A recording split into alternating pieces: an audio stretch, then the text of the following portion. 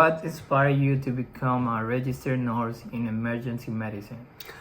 Well, I started out being a nurse on a regular floor, and I wanted to get into nursing because I didn't want to work in an office. I didn't want to have to climb any corporate ladders, and I liked being able to move around, and I liked working with people.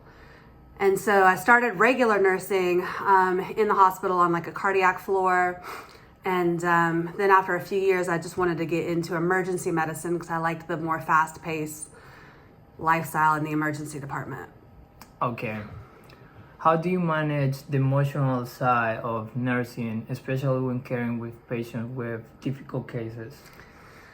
I always joke and say that we just kind of have no soul.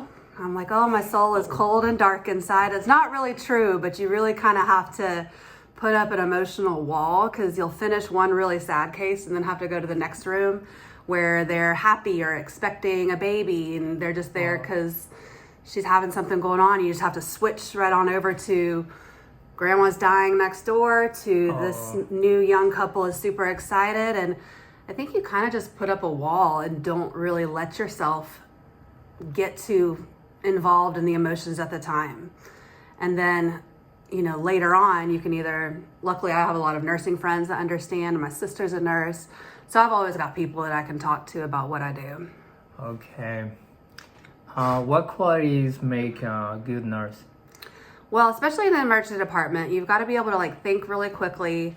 I'm thankful that I have a background in critical care or, that I started my nursing career where it's a slower pace, where I learned how to be a nurse not in an emergency situation. And so I learned kind of what was normal nursing, and then I was able to recognize what's abnormal. So in the emergency department, it's really important to be able to look at a patient and do a quick assessment.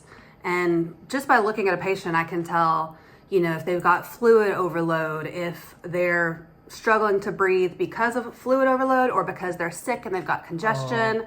You learn these really quick assessment skills, and then you know how to implement them and move forward. And you've got to be super confident in your choices, because in the emergency department, the nurse initiates a lot of the tests. I'll order the labs, I'll order some of the first meds. We've got these protocols that the doctors have pre-approved.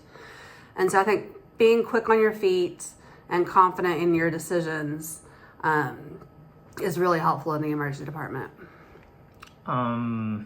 How do you stay motivated tough days when the work feels overwhelming? You almost don't really have a choice because somebody's life is literally depending on it. I might sit down and look at my screen with all my patients on it, and I know this person's potassium level is critically high, and if I don't treat it, their heart could stop beating. So you get very task oriented, and you just don't really have a choice. You just have to keep going. It doesn't really matter. There's days that I don't eat lunch until 5 p.m., but it's because you don't have an option. If it doesn't get done, harm comes to a patient. So you're motivated by if you mess up, if you don't do it right, then it harms somebody or it harms somebody's family member. So you just got to keep going. All right. What advice will you give to somebody who is trying to get into nursing career? There's a lot of people, especially now, that are very burnt out over the past few years, and they're kind of regretting their choices. But I still think it's a great choice, because if you are burnt out and you do get tired of bedside nursing and being on your feet and all the work and emotional drainage that it does to you, there's so many other options. You can go back to school. You can get into nurse education. You can get into the legal aspect of nursing and help, patients that are fighting a malpractice. You can be a legal nurse advisor. You can take it down a notch completely and work in a school system. You can work on advisory boards and help educate people. So there's so many options that it's just a great choice that you can take anywhere with you. You can climb if you want to climb.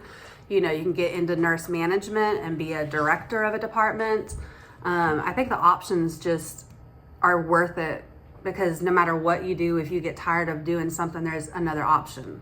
That a basic nursing degree just opens the door to Many more endless, things. endless That's opportunities. great.